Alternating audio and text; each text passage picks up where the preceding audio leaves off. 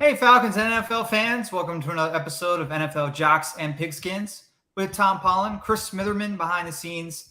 I'm Dave Holcomb. We're going to spend all day today, I think most of the show anyway, talking about last night's Falcons-Dolphins preseason matchup. Atlanta showing off on defense and special teams and winning 19-3 in week one of the preseason. We'll have a full breakdown, tell you the players that impressed us, maybe some guys that left something to be desired. Maybe talk about some coaching decisions from the Falcons in the game. And then maybe we'll see what else we get to around the league. And, of course, send us your comments. We can address any topic that you would like us to in the next hour. Absolutely. Yeah, always looking for comments. We got a great audience as far as comments goes. So looking forward to hear what they have to say. Yeah, it was a busy night in the NFL. I don't know. I got to talk to the schedule maker because the three teams that I think I said this last week that I've been following that I cover for work are the Falcons, Lions, and Steelers, and they were all playing at 7 o'clock last night. So yeah, I got to talk to the schedule maker. Definitely. And that's just uncalled for. Right. And none of them were playing each other either. It was like it'd be one thing if I could just watch one game. Two teams, but all at the same time too. Right. So, yeah, but it was fun. There was a lot going on last night. So, a lot to pay attention to. What did the Steelers do? I mean, did they win their game? They did, and they looked pretty good. I have not gotten to watch that game yet. Okay. As I was saying to Tom before we went on air, the NFL Plus, I tried to use to watch the Falcons. I forgot about the local broadcast rules for the preseason, which I think we might have a few minutes at the end of the show to talk about NFL Plus and maybe give you an early grade. Not a favorable one, by the way. But never favorable with you, Dave. At least not on NFL Plus. I know. So I couldn't watch the Falcons live on NFL Plus. I forgot about the local preseason games are blacked out, but you get local games on NFL Plus during the regular season. I forgot that there were different rules for the regular season and preseason. I would be curious to hear if anybody else tried to watch the game on NFL Plus in Atlanta last night and was surprised that they couldn't, like I was. Yeah, it would. But anyway, I watched the Lions live, watched the Falcons afterwards, and haven't gotten to see anything really but the highlights of the Steelers yet. Yeah, plenty of good things with Falcons last night. Of course, we never saw the ones, which I didn't expect to see the ones. But some people shined. It looked good. We can go into it.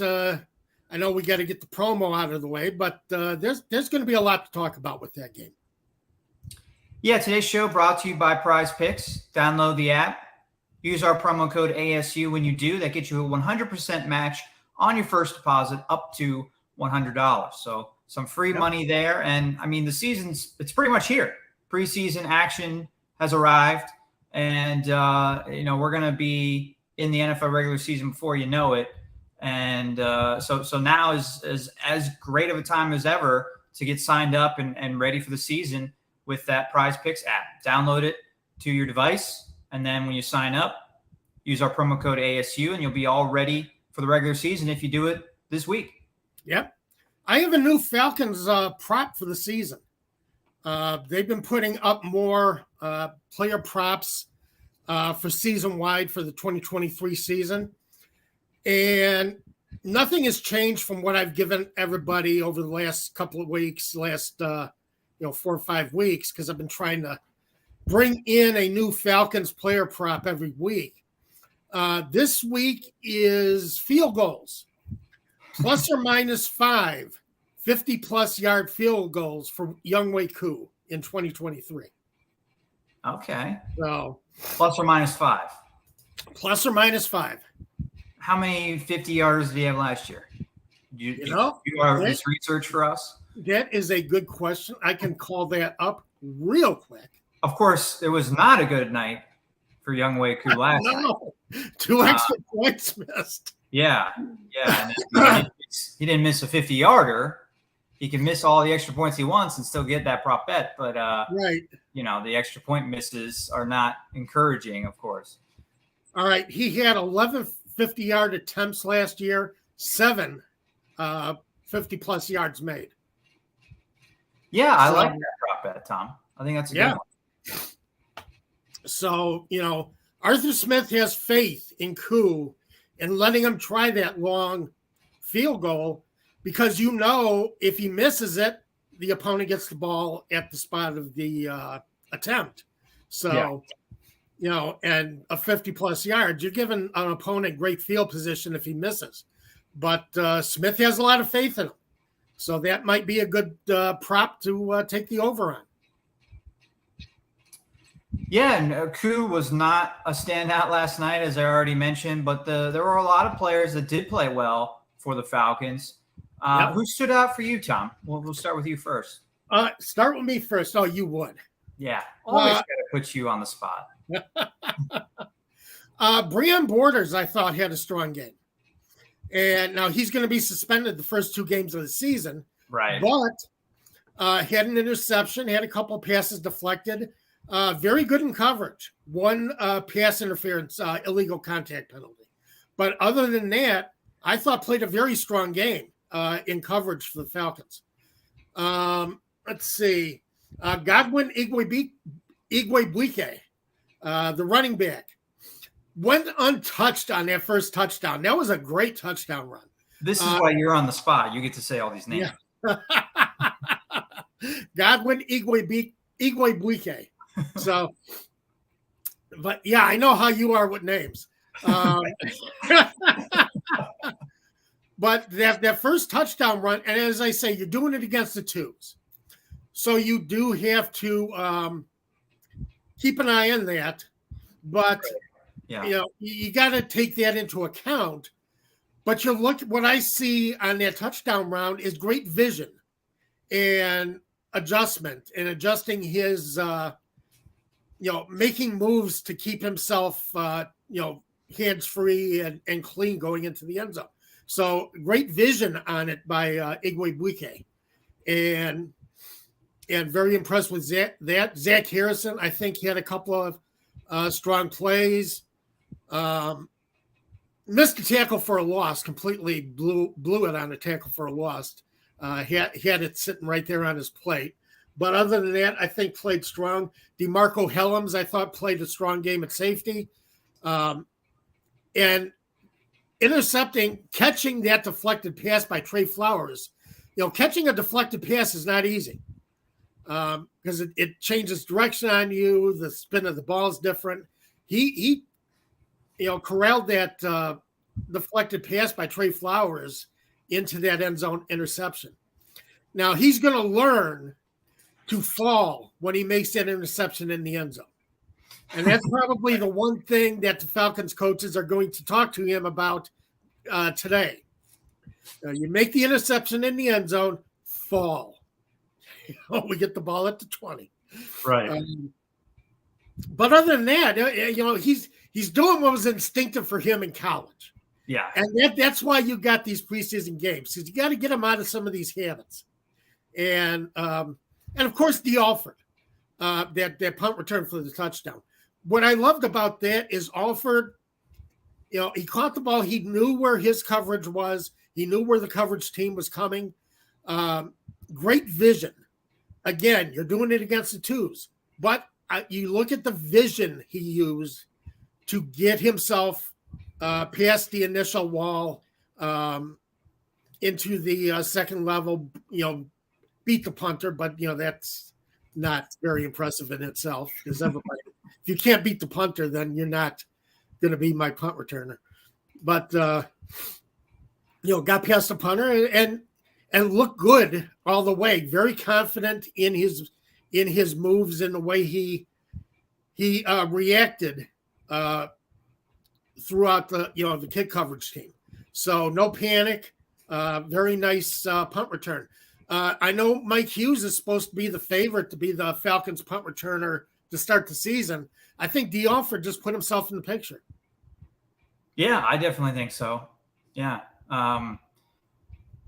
this is the time of year that you're looking for somebody to make a big play like that in a preseason game, and even if it is against the backups on special teams in the fourth quarter of week 1 of the preseason, it's still an impressive play and something that now the coaches are going to be watching on tape over and over again, and it's impossible to ignore when they're making their final decisions.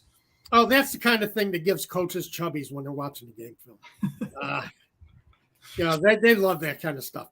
But, again, you're doing it against the second and thirds, but you're doing it against second and thirds who are trying to make their team. You're doing it against players whose only shot at making a roster are on special teams. Yeah. So they're coming after you. They're not making it easy. They want to make that play so they can get noticed on film during the week. Yeah, so right. Everybody has the same goal as Alford did. Is try to stand out. Yeah, stand out. And, the Falcons blocking for that on that play was excellent. Very good special teams blocking. I loved how they reacted and gave Alford a clear lane to get through everybody. You named a lot of the guys that I wanted to with, or the guys that you said stood out to you also stood out to me. So a couple other guys that I would throw out there: Arnold Ibike, how do you say his name? Second round pick from last year. Oh God.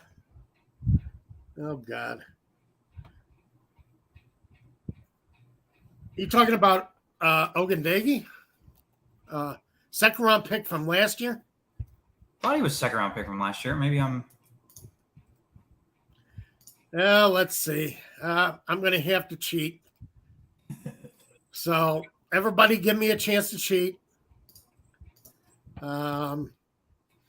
Because, Tom doesn't have the memory that. Yes, I'm right. Second round pick from last year from Penn State. I was going to say he's the Penn State guy. You had me down myself, Tom. Arnold Ebikiti, yes. Ebikiti. So you got me thinking, Godwin. Now I don't know how to say his name. I got his name in my head. And then I was trying to pronounce Ebikiti. He had a very good game, yes. He did. He got a sack. Albert Huggins got a half a sack. Both of them had 2 quarterback hits. They were playing late in the game, too, which I know you said we haven't seen the ones, and I know, Ibn Kite and Huggins aren't the ones, but those are guys that are perhaps going to play a pretty significant role, especially Ibn Kite, is they want him to play a big role. Yes. Yeah, and him playing significant snaps in week 1 and late in that game in the fourth quarter, I think kind of maybe send a message to him and some of the other defenders of, hey, we want you to show us something here. This is your chance. But starters are probably going to play a lot more next week. So, and he did that. He responded and got a sack, and Huggins got half a sack. So those are 2 defenders that you didn't name that stuck out to me. And I don't think he would make my standout list if I was making a full list, but I thought the quarterback Logan Woodside played fairly well, and I think he played well enough where, at least for a week, maybe if he gets more preseason action, it's going to change, but at least for a week, we can talk about the Falcons whether or not they should keep a third quarterback. Yeah, and the rule, what we saw last year with San Francisco, we've brought it up multiple times. When it happened in the NFC Championship game after that. And then, of course, this offseason, they've changed the rules now where you can have a third quarterback and him not count towards the active roster. You can only take advantage of that rule if you have a third quarterback on your 53-man roster. Right. So is Woodside that third quarterback for the Falcons? I don't think anything happened last night that would say he's not. Well, he looked comfortable in the offense. He looked comfortable running Arthur Smith's offense and, reacted well. Not a lot of negative plays out of him. Pretty well, did a good job of being in control all game and getting a chance to play all 4 quarters and show what he could do. So, yeah, I think he does start that argument about whether the Falcons are going to carry that third quarterback or not, or keep Logan Woodside, keep his phone number very close, Right. in case something happens. But Right. but yeah, I like the job he did. As I said, I think he looked comfortable in the pocket. I think he looked comfortable running the plays, running the offense, and I was impressed with him. One other guy I want to mention that impressed me last night, especially against somebody who I thought cost himself a little bit. Zay Malone made a couple of great catches, 27-yard completion, which was a good catch and a great throw by Woodside. Then Malone went up for a catch, climbed the ladder, went up, got a high pass from Woodside, and knew he was going to get hit, and knew he was going to have sore ribs this morning, and still, you did not see alligator arms. He fully extended for it. So you got to like that. Josh Ali had a pass that Woodside dropped between two defenders. He had to hit him in the hands, and he just plain dropped it. Right. And you can't do that when Zay Malone is out there making two, impressive catches. So, Zay Malone takes the lead for that extra wide receiver spot. Yeah, I would agree with that for sure. He had 50 receiving yards, and Woodside only had 146 passing yards. So, I mean, he had a third of the production from Woodside through the air. So it was a pretty impressive night with limited opportunities. Yeah, definitely an impressive night for Malone. Right, exactly. So, just the fact that he went up and didn't flinch, didn't worry about the fact that he knew the hit was coming. And I like it when a wide receiver, they know when they go up in the air, they know that hit's coming, and they still reach up and grab it. And they're not worried about it. If you're going to get hit, you may as well catch the ball. So, no, and as I say, no alligator arms, none of this. He went out and extended. I like that. So, Tony is here. He says, "Good afternoon. Good afternoon. Good afternoon, Tony." And Gary has a question for you, Tom, specifically for you. What Falcons players underperformed and may have decreased their chances of making the roster last night? Oh boy, that's a good one. As I say, Josh Ali, you cannot drop a pass that hits you in the hands. Yeah. And expect, he's got to do something spectacular next week to make up for that, or else he's going to be one of the early cuts. You just cannot do that. There's only one cutdown day this year. Oh, there's only one cutdown day. Okay. Yeah. So Ali will have a few more weeks to make up for that. But I agree with you. I think he is on the, I don't know if I'd say he's on the chopping block, but yeah, if we still had the old format where you had the rounds of cuts, then he would be a guy that would be in danger of not sticking around very long. Right. Wasn't impressed with Michael Walker. Michael Walker made a couple of good plays, chasing down a couple. Myles Gaskin just cut through them like butter last night, that defensive line. Yeah, that's something I wanted to talk to you about and kind of ask you. I mean, how concerning is that? Because I think the Falcons played very well on defense overall. You had four takeaways, 3 interceptions. You had 1 return for a touchdown. Held Miami 0 for 3 in the red zone. Yes. And 2 of those stops were in 4th and goal situations. So, and then the other one was the interception by Helms in the first drive. And all of that was in the first half too. So although Miami wasn't playing their number one offense either, it was still their backups. It wasn't the backups, guys that aren't even going to be in the league. It was backup players not being able to score against backup Falcons players. Yeah. But Gaskin, who has been a starter in this league, and Miami has some pretty good depth at running back, like Atlanta does, really carved them up And I mean, is that even a concern at all? You kind of look at it as this is a unit that's going to look so much different in when the regular season starts, and run defense is a unit thing. It's not. Is that how you look at it, or is it concerning that, I mean, he averaged more than 8 yards per carry?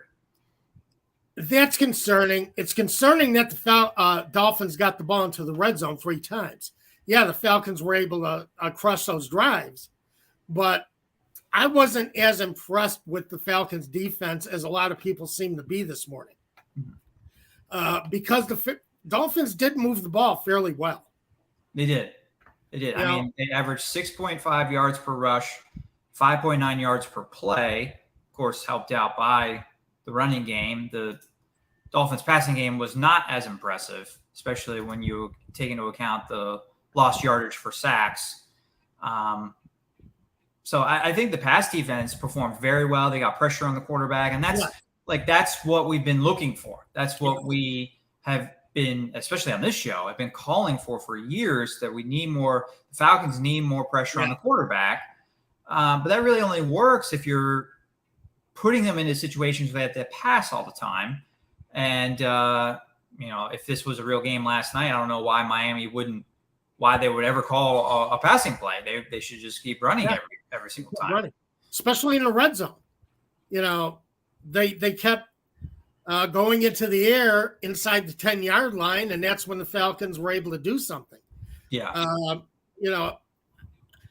But to answer, all told, Gary, I don't think a lot of players played themselves off the roster last night.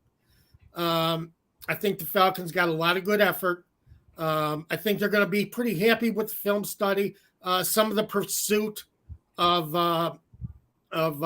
Gaskin is going to, some guys are going to have problems, and you got to watch the film to see who was responsible for some of the pursuit, some of the closing off the lanes.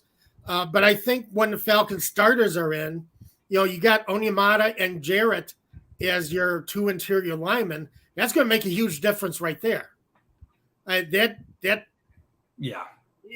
them in, having your starting linebackers in, is going to make a difference, because they're more experienced. They know what to expect. They know how to read a play. They know how to read a play before the snap. How to read opposing running backs. They kind of get an idea for what's coming.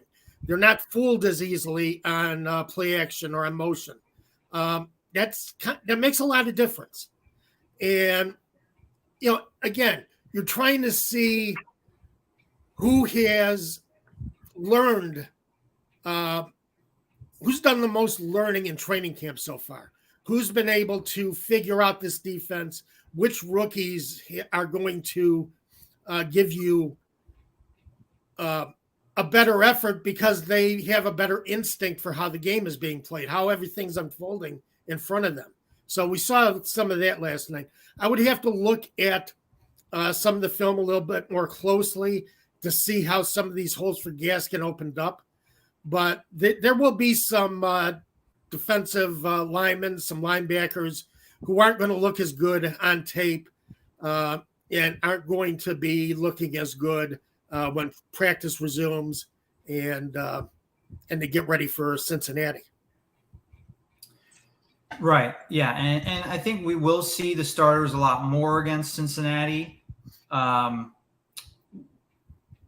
was I know you said that you weren't surprised that the starters didn't play at all. So I want to ask you what your reaction was to that. I know you've already said you weren't surprised, but I guess I was a little, maybe not surprised, but disappointed perhaps. Or I just felt like, I don't want to suggest that like I have a better feeling of the Falcons than Arthur Smith does. I mean, he's the head coach. He's there every day. And they did have 2 hard practices against the Dolphins this week. And I think he kind of looked at that and said, all right, I'm going to rest my starters. Yeah. And you're not going to throw Ritter out there with backups everywhere else because, exactly. He hasn't been practicing with those guys. He doesn't have chemistry with those wide receivers. And secondly, why put him in a position where he's not going to look good to the public and he's got a chance of getting hurt with the backup offensive line in there? Exactly. Having said that, Desmond Ridder is not a 5-10 year vet. Desmond Ridder needs all the reps he can get. And that, to me, that when it surprised me that he didn't play the starters for one series, knowing that Ridder he's your guy. You want him to be your franchise quarterback. We hear from coaches all the time how valuable these practice reps and preseason reps are. And then you're going to tell me, well, Ritter's just going to wear a ball cap all preseason week one. It seems a little hypocritical and doesn't completely make sense to me. Yeah, I think, and I said, I can't speak for Arthur Smith either. By the way, Zozo is making her appearance on the show at the 26-minute mark. She's doing her cameo. But you've already played, you've had one-on-one practices against the Dolphins this week. Yeah. So I was disappointed to see that we were going to get a look at Ridder and the rest of the ones, at least for one series. I look at what Sean Payton did in Buffalo. Wilson and his starters played 4 series. So, but each coach has their philosophy. Right. Yeah. Smith, I think, saw what he wanted to see in the dual practice this week. I think Smith probably looked at it and said, why should we risk putting our ones out there for this game when we've already seen how they performed during the week? And let's now see what the guys who are trying to make the team, let's see what some of them can do. And let's see what they do in a game situation. And I think part of it was he wanted to get the ones get their season debut at home next week. I think part of it's that. It's you got the home crowd, and they're going to get to see Desmond Ridder, Kyle Pitts, Drake London, Bijan Robinson. They're going to see everybody. But another thing is, what they can do. You know what you're going to get out of Bijan Robinson, Drake London, Kyle Pitts, and all of them. You're trying to see what some of these other guys can do on a football field and how their reactions are. So yeah, I'm not concerned about Pitts getting reps or Drake London or even Robinson, who's a rookie. I'm not even really concerned about him. It's Ridder. It's Ridder. Yeah, it's Ridder. Needs as much seasoning as possible. And I think if you're going to sit him the entire game tomorrow or yesterday, I think he's got to play extensively next week. I think he does too. I think he's got to play a half, maybe. I agree with you. I think he has to play half or well into the second quarter. I think the ones have to play half next week. That's without a doubt. I agree with you. But again, you made the point that if you're not going to play the rest of your ones, why put Ridder out there? Right. I understand. Why put him on an island where very little good can happen? So that's why I wasn't surprised when I saw that nobody else was dressed. First teamers were dressed, that Ridder was not going to play. Because you don't want to put him on an island with, the second string line, second string receivers. Yeah, you want to see what these receivers can do. You want to see what these linemen can do, but not at the expense of your starting quarterback. Right. That's pretty much how I look at it. Yeah, and I would agree with that. And I think that was probably the big determining factor that, hey, Pitts and London and my starting offensive line have already gone through 2 hard practices. Don't want to put them through another, even a series on Friday. I want them to have an off day. So then Ridder has to have an off day. Yeah. So, not bad. again, I think from what I heard, Ritter performed pretty well against the Dolphins in the dual practices. So maybe Smith. I think Smith has him targeted to play a full half next week with the ones. They're going to want to get a good look at what Ritter can do, but you want to get a look at what he can do in front of the home crowd. Let's get the home crowd excited. Let him make some buzzworthy plays in front of the home crowd. I mean, that's great and all, but I think the Falcons fans want to win in the regular season, whether it's at home or away. So, I mean, you can prepare home or you can prepare while you're home or away as well in the preseason. So I get what you're saying, but it just kind of makes me laugh. And the other point I want to make about the preseason, though, is I've been criticized by some of our listeners comparing, this season to the first two with Arthur Smith, or comparing, players to previous Falcons disappointments. But Smith has had this strategy before of let's not take the preseason too seriously, and then the Falcons get off to a pretty poor start.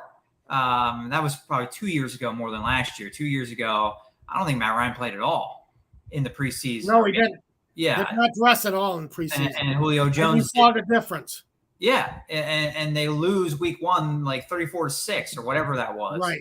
The team that turned out to be just okay. The Eagles were a playoff team, but the 7th seed that year, and that was a home game. They weren't their Super Bowl selves that year. No, they weren't. They weren't at all. There was a question about whether Jalen Hurts was going to survive the season. Yeah. The way that went. And that just was an awful week one. And we've said this many times on the show, but this is a team that hasn't been above 500 since 2017. Right. So winning week one would be a huge deal. And in order to do that, I think you got to get your players ready. And I don't want to suggest Arthur Smith's not doing that. I think he is. He's doing what every coach has to deal with at this time of the year. You're trying to get your players ready, but you're also protecting them from injury. Right. And he chose the latter last night. But I just think it's very important that Ritter gets as many opportunities as possible, and that the team overall is ready for week one so that they can be above 500 in September. Yes, that would be and then longer. Who knows? I mean, they have a possibility of winning 8, 9, 10 games. That's not out of the realm of possibility. So if you get off to a hot start, I mean, you could spend the whole season above 500. I don't mean to say, well, they'll just be at 1-0 and then it's downhill from there. But you want to have that taste of being above 500. Yeah, you do. Winning is a habit. And it's just like turnovers. Winning is a habit. You got to get it. You get into that habit in the preseason. And my thing is, a lot of teams don't emphasize the preseason anymore. Yeah. It's a 3-game preseason. Yeah. And it's unfortunate because the way I look at it, the only way you can get ready to play an NFL season is to play NFL football. Right. Play against your ones against theirs, see what you can do, develop from there. Most teams are not ready to play in week one because of that. And you pointed out a great example of that with Matt Ryan, his first year with Arthur Smith. He wasn't ready to run that offense. He had never run that offense before, and they didn't have him run the offense in the preseason. Yeah. Right. And you can do all the practice you want, as you said. You can do all of the reps on the practice field, but not doing it in a game, it's different. It's different. The speed is different. Even between a preseason game and a regular NFL game, the speed is different. Yeah. So, yeah, there is that. But again, I think a lot of coaches are taking that route throughout the NFL. It's unfortunate because, again, to me, I don't think a lot of teams are ready to play week one. They haven't hit enough. And that's the problem. You don't practice in pads enough. Teams used to be ready in week one. Well, back in my day, and I hate to go back into the back in my day again because, I know all you fans out there, Oh, Tom's reminiscing again. Tom's this old-time guy. I know that's what you're saying. But they did 2-a-days in pads on day one. Yeah. You know, It's quite different. they were in pads all the time. You had big barrels of water on the sidelines and in the end zone, so guys could, submerge themselves in these barrels of water and cool off. But they were in pads. And by the time the season started, they were ready to hit. I don't think they're all ready to hit in game one. And that's a problem. But, I think they will get plenty of work next week, and I think that'll help. Yeah, I think that's the conclusion here that, okay, Smith, the decision made last night, I'm not going to be overly critical of it, but it does mean that Ritter's got to get a lot of work next week. Yes, absolutely. And he's got to get a lot of work in Pittsburgh or at home against the Steelers the following week. Yeah. He's got to play at least a quarter in that game. So, and I think last night was just a audition for some of the second and third string players, players on the roster bubble, players who are trying to make the roster. Yesterday turned into a game where they were trying to show what they could do. And I think the things get more serious as we go on. We'll see next week after the Cincinnati game how they handled it, how Arthur Smith coached it. And if he doesn't play Desmond Ridder deep into the second quarter, I'm going to be critical of him because he still needs those reps. Yeah, he played 4 games last year. He's not completely unfamiliar with this offense, but he still needs the reps. Yeah, especially with this cast around him that he didn't have when he finished the season last year. Right. Yeah. He didn't work with Pitts in those 4 games last year. Robinson obviously wasn't there. So yeah, I think this group needs as much work as they can handle. And it'll, how Ridder plays next week will impact how we feel about how many reps he needs, of course. If he comes out and he plays well in the first quarter and he gets taken out, then there's less to be critical of. But if he plays the whole half next week and stinks up the joint, then we're going to have, Monday morning quarterback saying, well, he should have played against Miami. Yes. So how Ridder performs is going to impact how we feel about these decisions that Arthur Smith is making this month. Yeah, it is. It will. No doubt about it. I agree with you. But again, Smith's team. And this is how he feels he needs to get his team ready. Yeah. And this is how he feels he wants to see what the backups around this team can do. I would expect Taylor Heineke to get quite a bit of play next week. Yeah, he didn't play at all last night either. Right. So I think Ridder plays a half because I think you need to see Ridder in a 2-minute offense at the end of the half too. You want to see Ridder in that kind of crushed situation because, you script out these 2-minute drills a lot and kind of based on what your quarterback can do, how many timeouts you have. The coach knows what he wants to do in a 2-minute drill, and you have to see how the quarterback handles that, how he handles calling timeouts that are still available, how he uses his time, how he uses the clock. Yeah, right. It's a lot to judge. So that's another reason why I want to see Ridder play the whole half next week, because I want to see him in that 2-minute situation, that end of the half situation.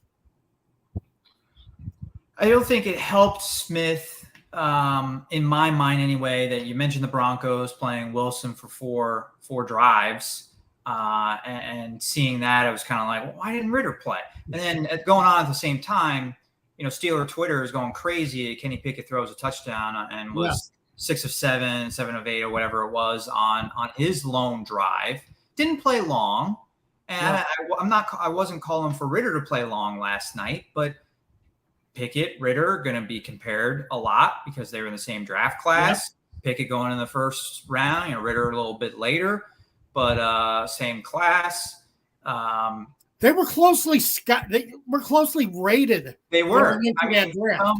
Some analysts had Ridder above Pickett. Yeah. I remember, I think Bleacher Report had Ridder the number 1 quarterback in the class, probably depending on what analyst you ask from Bleacher Report. But so these guys are going to be compared, and Pickett looked really good. Not that Ritter won't look good next week, but Pickett looked like he was improved from his rookie season. We want to see Ritter also improve from his rookie season, although his rookie season was a smaller sample. Yeah, exactly. And that's another reason why I think everybody's disappointed that we didn't get one rep out of Ritter last night. Yeah. But again, I think Arthur Smith looked at it, said, okay, they have played hard the last 2 days in practice. They're going to get up against Miami in practice. Let's see what everybody else can do. And I think that's how he approached it.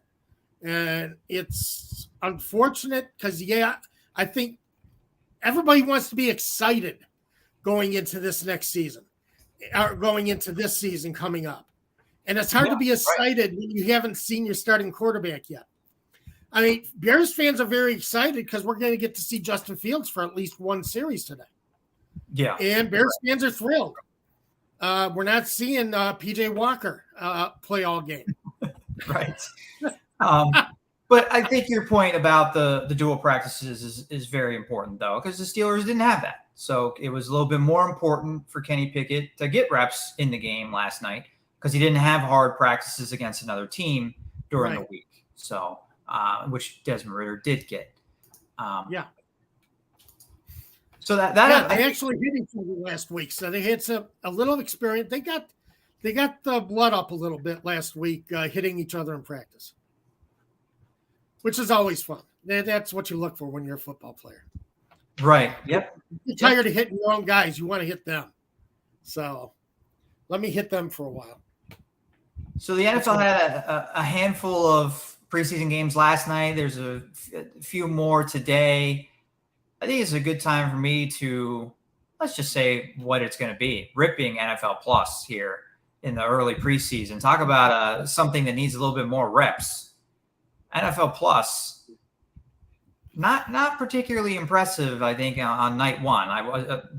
Last night was the first time I tried to use it this season, and tried to log in on a TV using a Google Chromecast, which I thought seemed like you were able to do, and then watch the game on a TV.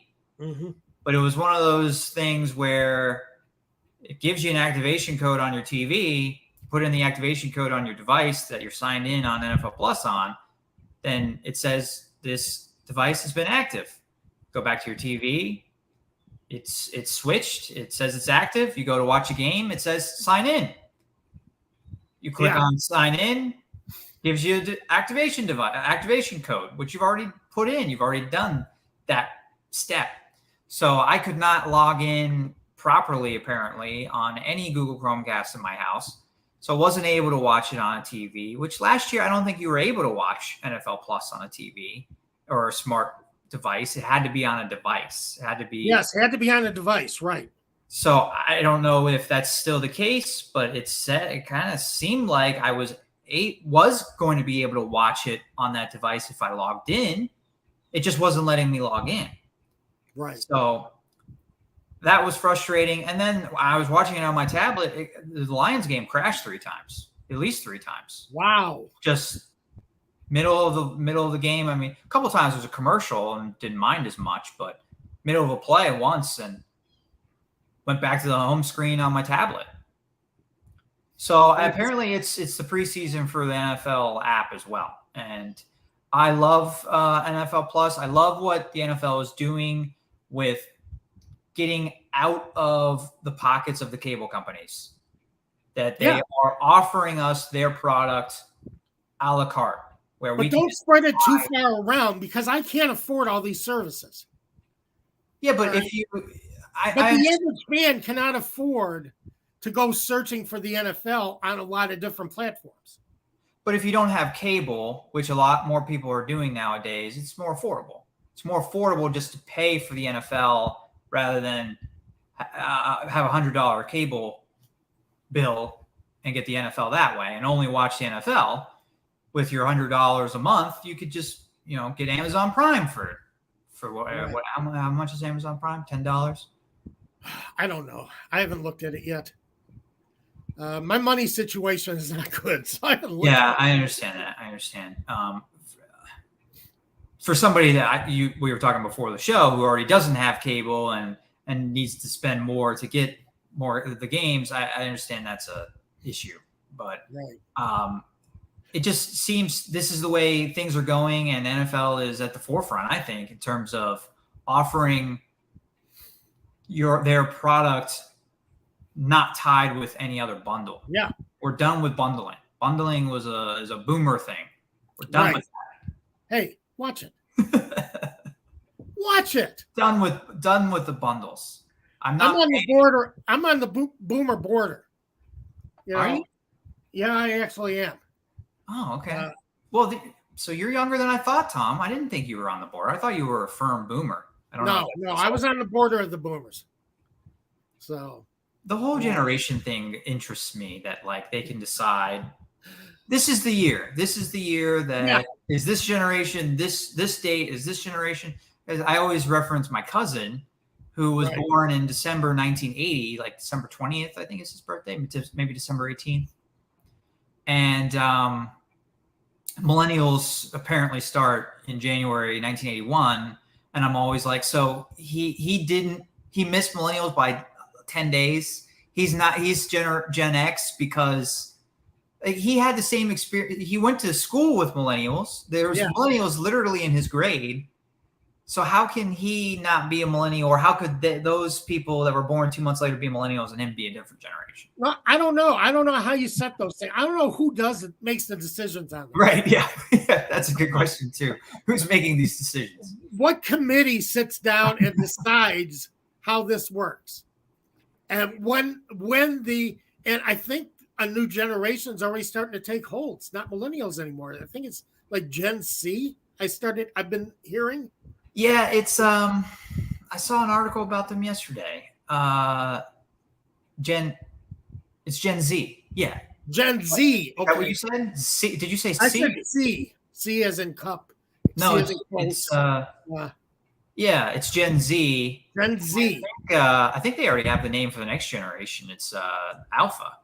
They've gone to the Greek letters. Why not? Yeah. Yeah. Which, millennials ended up being a different name. If I have this correct, I think millennials are Gen Y, right? Yes. So, but they're commonly referred to as millennials. Maybe it's kind of settled into millennials. Yeah. Maybe Gen Z will get a cool name as well, like millennials. What a cool name. Yeah. But don't put down the boomers. All right. I'm not putting down boomers. I mean, I relate to boomers in a lot of ways. I think a lot of your culture and art were superior to what's going on today. Yeah, but I agree. Our music bundling. Music was kick-ass. Oh, I don't listen to anything before 1990. So, or after 1990. Sorry, after 1990. Well, see, I got into 1980s music because MTV was actually playing videos. That was when MTV got started and they were playing music videos, and I actually got to enjoy some 80s music. But then MTV let me down and stopped playing a lot of videos, and I lost my way as far as music. So if anybody wants to help me out as far as my musical tastes, I'm stuck in 1992. So any of you fans want to make some recommendations or let me know. Larry Orange, odd demographics. We had to talk about demographics to get the comment section going. Here we go. Gary saying boomers were forced to endure bundling. We hated it though. So, but I agree, Gary, because to get a game day, I had to subscribe to not AT&T, Dish satellite. DirecTV. DirecTV satellite. Which is now owned by AT&T, I believe. Right. Yeah. So I had to be subscribed to DirecTV to be able to subscribe to NFL Game Day, and then right, which was nice, but there was nothing on DirecTV that I wanted to watch. There was very few channels that I actually watched. Right. And that's why I'm saying this a la carte, we're going to sell you our product on a streaming service is so much better than that, because your money is going to the Hallmark Channel and Fox News and MSNBC News and all the things that don't interest you or you don't care about. And now at least the money that you do spend, right, the money that you spend is going towards things that you watch, right, that you like. And apparently YouTube is going to have DirecTV. Yes. So yes, it's going to be interesting to see. I'm already signed up. They had a special if you sign up before, I think it was June 30th. It was early in the off season. You got $100 off, so I took advantage of that. Oh wow, that's nice. I'll have to see how much it is now, because I'm probably not going to be able to afford it this year. I'm going to be lucky to be able to afford NFL Plus, and that's about it. But NFL Plus is also giving you Red Zone Network, and there's something else they're putting on NFL Plus, NFL Network. Right.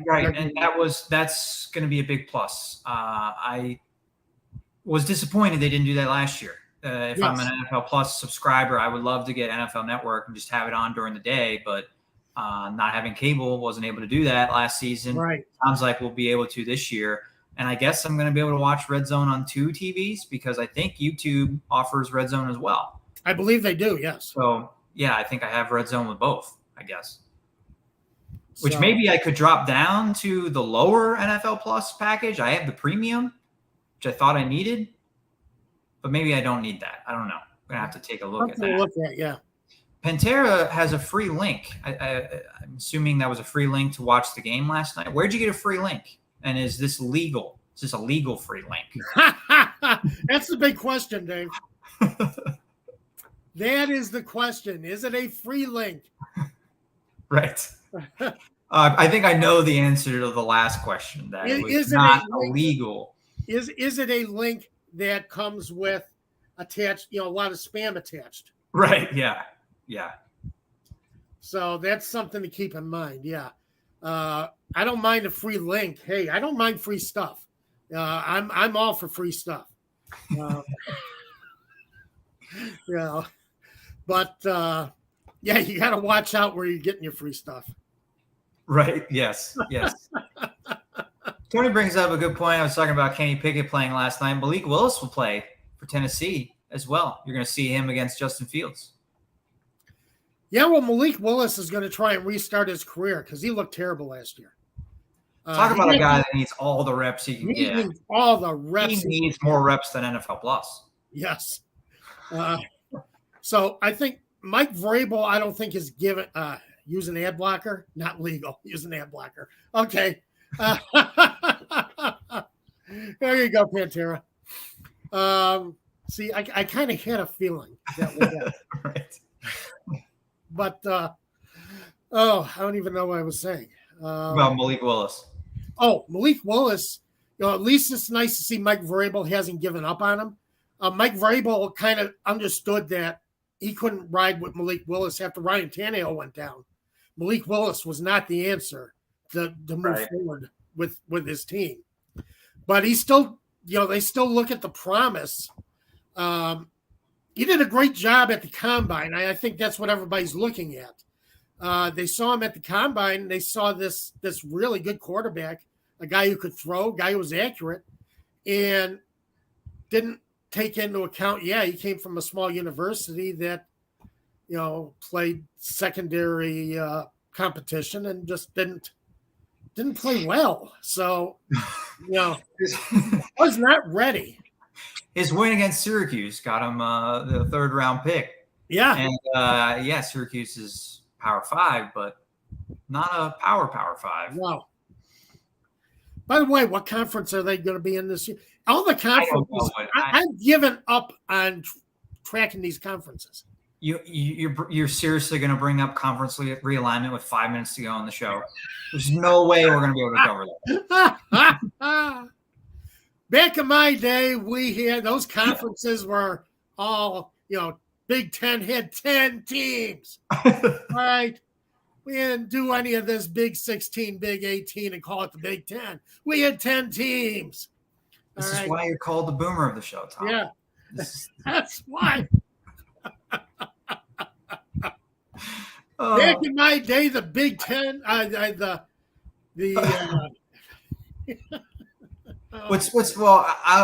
bring up one point. Had 10 teams. I'll bring up one point about conference realignment. The latest I saw was some, not all, but some ACC teams don't want Cal and Stanford and whatever's left of the Big 12 that didn't make it into the other conferences. Well, see, Dave, ACC stands for Atlantic Coast Conference. Well, what does the SEC stand for? They have Southeast Conference. And they don't have Southeast schools. Not anymore. Right. So what's the difference between ACC joining schools from the West Coast? Because they're not on the Atlantic coast. Texas is not. Pacific coast. I don't think Texas can be considered the Southeast. Neither is Oklahoma. Oh, no. So it's the same. It's the same. But at least they're South. Yeah. Texas is Texas. I think that's I've learned that. Texas is Texas. They're their own deal. Right. Is Oklahoma South? Is that Southern? Yeah, that's South. Compared to Illinois, that's South. Well, yeah. You're in Illinois, so everything is South. You look at Detroit. Oh, that's South. Detroit is South. We're throwing trash here. Oh, my God. But Larry's right. Larry says college is a complete mess. It is. It's terrible. I don't know. It's all run by television and how they think they can get their money, get the best money. And that's it.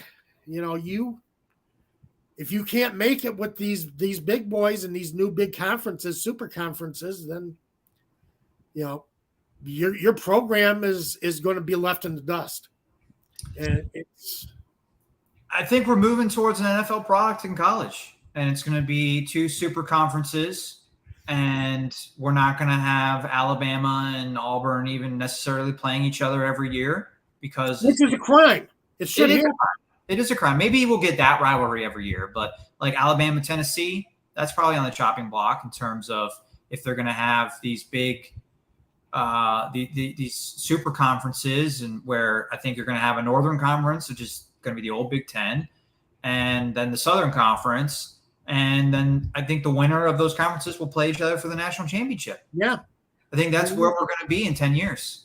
And we're not going to have which in some ways, I don't want to say that's going to be better, but it'll be cleaner in terms of deciding who's the national champion.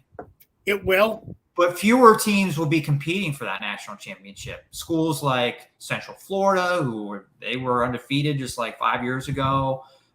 Boise State, a power, 15, 20 years ago. I think the schools like that they already were not getting chances for in big games and for national championships. Now that they'll be shut out altogether. And the other problem I think that with these super conferences though is they come with these schools that shouldn't be in them.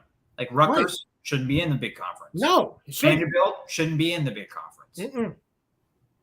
Nope. But I don't know how you kick them out. You can't kick them out and say, we'll kick them out and bring in Clemson and Florida State instead. That's what it should be if you're going to have these, power conferences. But I'm sure that's not the way it's going to go. And then, of course, the ramifications for every other sport. We talk about football, but how does this work for basketball and volleyball and tennis and golf and all the other? You got the golf team at USC is going to have to travel to Michigan and play all the Big Ten schools. So I don't know how that will work. Neither do I, and I hate it. And the bowl games, who knows how this is going to affect bowl games? How do you make competitive bowl games when you got less conferences that you can draw from? Part of the reason for being in some of these second-tier conferences, you still got a bowl game, still got a national game that you can play in, and hype your school. You got no chance now. A lot of schools, their programs are going to shrink rapidly because of what's happening. Well, I think that's going to be another ramification of the super conferences. These bowl games will go away. We're going to have a playoff system like the FCS does. And for anybody who wants a playoff system, I mean, this is going to be great. You're going to have, Alabama, in order for them to win a national championship, they're going to have to beat a bunch of really good teams. Yeah. Not just get in because a committee thinks they're the number 1 or number 2 team. Right. Right. I know there's a playoff now, but there's still just semifinals and finals. Yeah. So, right. Today's show was brought to you by Prize Picks. Today is as good of a day as ever to download the app. When you do, use our promo code ASU when you sign up. That gets you a 100% match on your first deposit up to $100. It'll get you ready for the regular season. Sign up today and use our promo code. Absolutely. Support the show. We appreciate having you here on Saturdays. So, Prize Picks, sign up. You got a lot of action coming up, a lot of action going on. We love to have you supporting the show and love having you here every Saturday. And everybody have a great week.